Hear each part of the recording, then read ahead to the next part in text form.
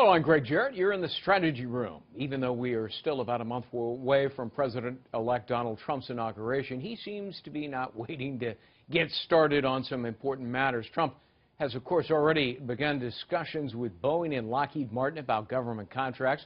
Trump's pick for press secretary, Sean Spicer, told Fox News Trump knows he is not yet president, but he isn't going to sit around and wait either. Joining me now, strategist at Applied Economics, Jeannie Zaino, and Vice President of Manhattan Republican Party, Brian Morgenstern. Good to see you both.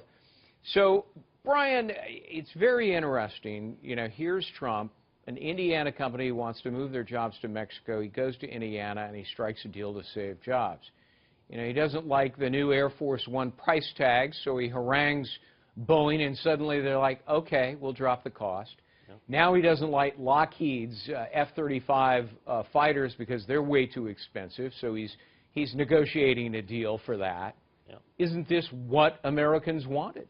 Yeah, of course. And with a with a $3 trillion budget, these of course are something of drops in the bucket, I suppose, but they're symbolic and it's important and it shows voters a concrete example of something he's doing to change the culture of Washington. And of course, the procurement process is an insider's game that leads to really expensive contracts like the famous $10,000 hammers that we used to hear about. And so, this symbolism, while I think it's symbolism because it's individual deals, it's still really important about showing how he's really going to just knock over the apple cart of Washington and change business as usual. Jeannie, President Obama would never do such a thing. Get involved in, get his hands dirty with such matters. And my goodness, he would never, and he was criticized for this by his own party, he would never even meet with legislative leaders over pending bills. So this is a whole different approach. In retrospect, is there some regret that President Obama didn't do such a thing? I think we always talk about presidents being elected in contrast to the president who came before them, and I think it's true in this case. President Obama is famously aloof. He famously keeps to himself, and he's been widely criticized primarily by members of his own party for not doing enough to work with Congress, hands-on, have them at the White House, go to Capitol Hill. So I do think there is some of that, and I think people are hungry for that, and that's partly why Donald Trump is there, because he has a very different style.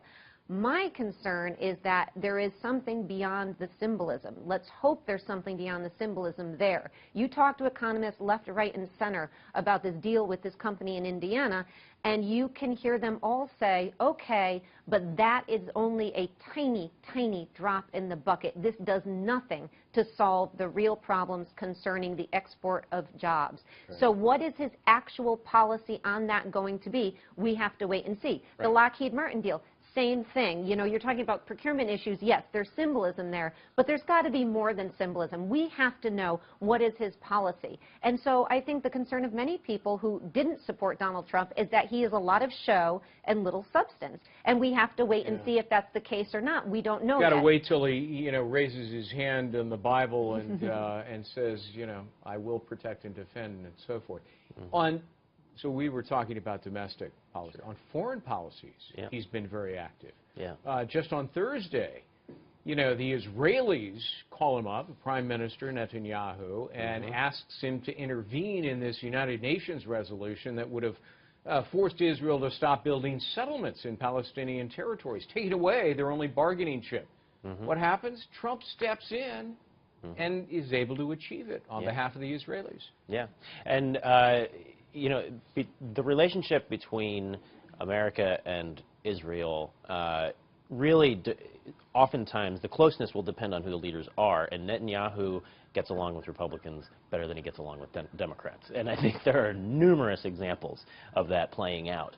And, President Obama views himself more as a referee, sort of a neutral party. Obviously, Trump does not. Trump views his role as President of the United States to be an advocate for Israel. And so you're seeing that play out before our eyes, before he even takes office. If I were Netanyahu and I had certain goals and I knew that one guy over the other is going to help me advance them, I would have done the same thing. It's pretty smart, although it obviously is ticking off the Obama administration. Israelis, of course, President-elect Trump, again, not yet taking office, is already stepping it up against China and threatening tariffs if they don't back off their currency manipulation and other trade practices.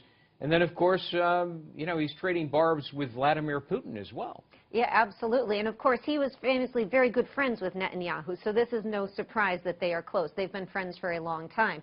But again, I would say the concern among foreign policy experts is it is one thing to be able to negotiate these deals, but it is another thing to work with people who aren't willing to go along with you. And the question about Donald Trump has always been, what happens, for instance, with Iran? How is that going to work out when he can't strong-arm somebody?